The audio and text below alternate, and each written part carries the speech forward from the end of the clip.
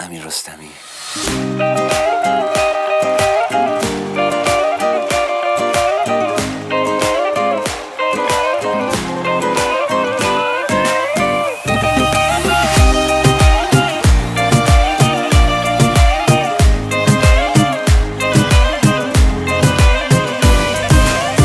دنیامون آرومه، چشمات رو برومه، کی چشماش مثل تو اینقدر معصومه.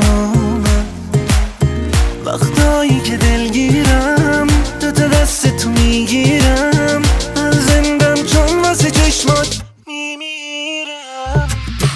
از تو چشمام میخونی تب عشق و به آسونی، دردامو از همه بهتر میدونی. فقط با تو میخوام بارونی شه هوای چشمام، توی تنها نقطه روشن این روزم. حال خوبیه دیوونگی با تو، چقدر دوست دارم دیوونگیاتو.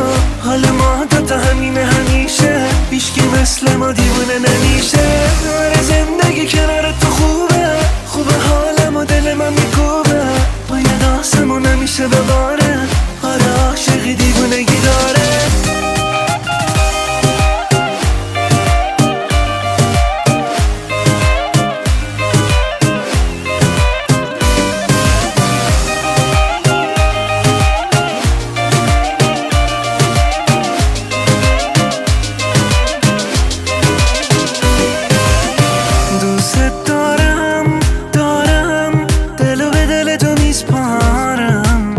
تنها بودم تنها، حالا تو رو تو دلم دارم.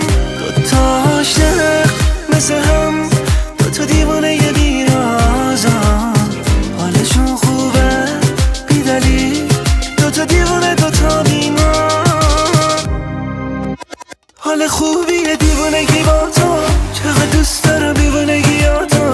حال ما دوتا همینه همیشه، هیچکی مثل ما دیوانه نمیشه. آره زندگی کنار تو خوبه، خوبه حالم و دل من میکوبه. باید آسمون همیشه بباره،